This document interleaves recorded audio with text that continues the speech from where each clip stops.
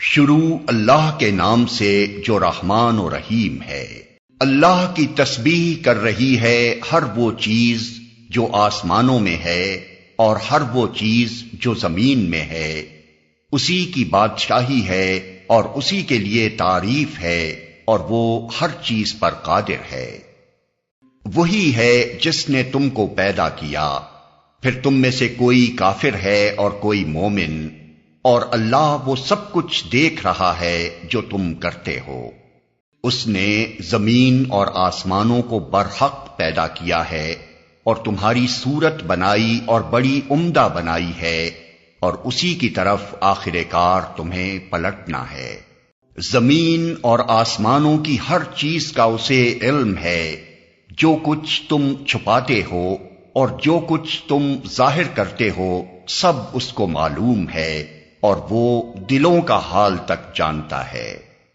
کیا تمہیں ان لوگوں کی کوئی خبر نہیں پہنچی جنہوں نے اس سے پہلے کفر کیا اور پھر اپنی شامت اعمال کا مزہ چکھ لیا، اور آگے ان کے لیے ایک دردناک عذاب ہے۔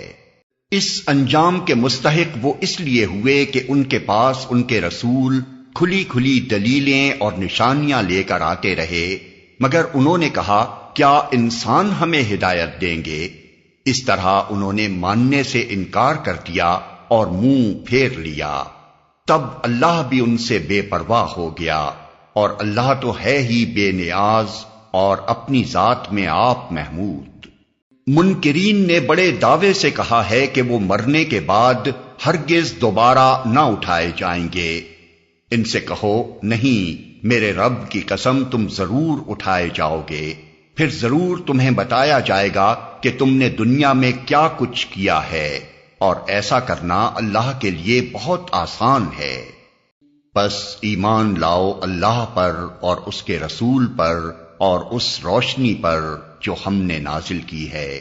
جو کچھ تم کرتے ہو اللہ اس سے باخبر ہے۔ اس کا پتہ تمہیں اس روز چل جائے گا جب اجتماع کے دن وہ تم سب کو اکٹھا کرے گا۔ وہ دن ہوگا ایک دوسرے کے مقابلے میں لوگوں کی ہار جیت کا۔ جو اللہ پر ایمان لایا ہے اور نیک عمل کرتا ہے، اللہ اس کے گناہ جھاڑ دے گا اور اسے ایسی جنتوں میں داخل کرے گا جن کے نیچے نہریں بہتی ہوں گی۔ یہ لوگ ہمیشہ ہمیشہ ان میں رہیں گے، یہی بڑی کامیابی ہے۔ اور جن لوگوں نے کفر کیا ہے اور ہماری آیات کو جھٹلایا ہے، وہ دوزخ کے باشندے ہوں گے جس میں وہ ہمیشہ رہیں گے، اور وہ بدترین ٹھکانہ ہے۔ کوئی مصیبت کبھی نہیں آتی مگر اللہ کے اذن ہی سے آتی ہے۔